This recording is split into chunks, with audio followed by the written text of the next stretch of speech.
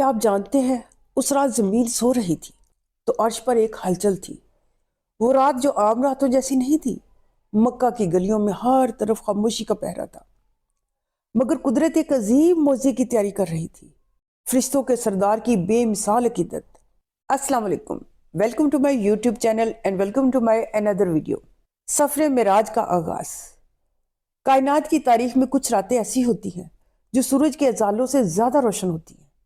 واقعہ معراج بھی ایک ایسے ہی رات کی داستان ہے جس نے زمین و آسمان کے فاصلوں کو سمیٹ کر رکھ دیا۔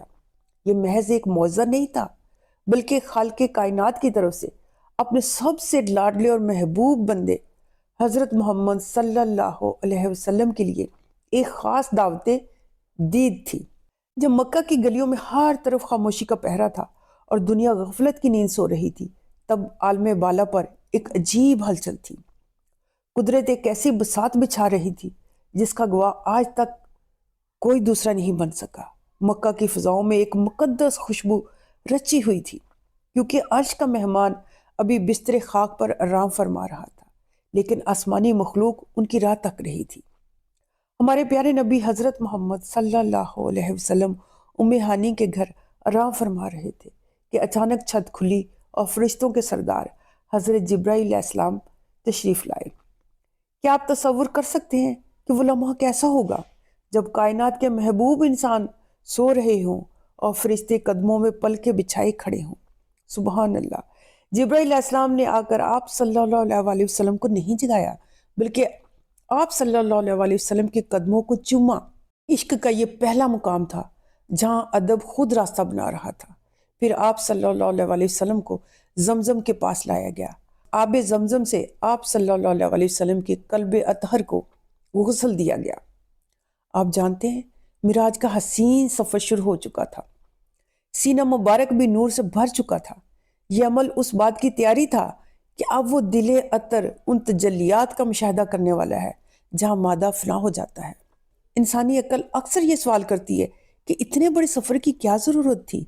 اس کا جواب تاریخ کے ان اوراق میں چھپا ہوا ہے جہاں حضور صلی اللہ علیہ وسلم کو مکہ میں دکھ دیے گئے اور طائف میں لہو لہان کیا گیا۔ جب زمین والے اپنے محسن کو دکھ دیتے ہیں تو عرش والا اپنے محبوب کو تسلی دینے کے لیے اپنے پاس بلا لیتا ہے۔ معراج دراصل رب ذوالجلال کا اپنے محبوب نبی سے یہ کہنے کا انداز تھا کہ اے میرے محبوب، اگر زمین والے آپ صلی اللہ علیہ وسلم کی قدر نہیں جانتے تو آئیے دیکھیے کہ آسمانوں میں آپ کا کیا مقام ہے۔ سبحان اللہ! اب باری تھی اس سواری کی جو زمین سے آسمان تک کا فاصلہ پلک جھپکنے میں طے کرنے والی تھی۔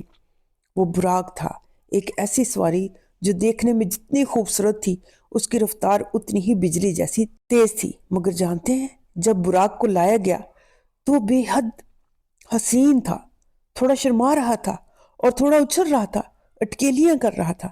جبرائیل علیہ السلام نے پیار سے کہا، اے براق، کیا تو جانتا ہے تیری پیٹھ پر کون سوار ہونے والا ہے؟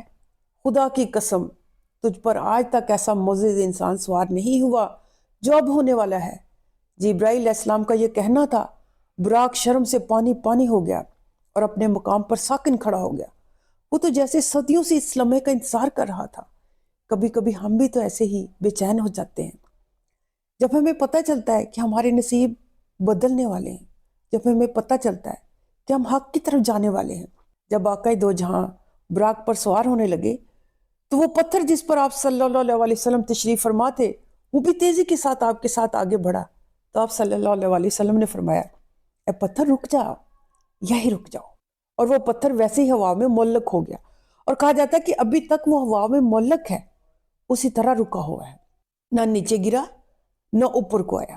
آپ صلی اللہ علیہ وسلم براق پر سوار ہو گئے تو براق کی رفتار بجلی سے بھی زیادہ تیز تھی، اور دیکھتے ہی دیکھتے حضور صلی اللہ علیہ وسلم مکہ سے بیت المقدس پہنچ گئے، پہلا قبلہ مسلمانوں کا، جہاں تاریخ کے تمام بڑے بڑے انبیاء نے عبادت کی تھی۔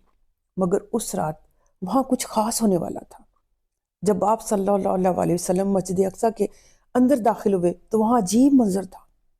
حضرت آدم علیہ السلام سے لے کر حضرت عیسیٰ علیہ السلام تک تمام انبیاء کرام وہاں صفے بنائے کھڑے تھے، 1,24,000 پیغمبر۔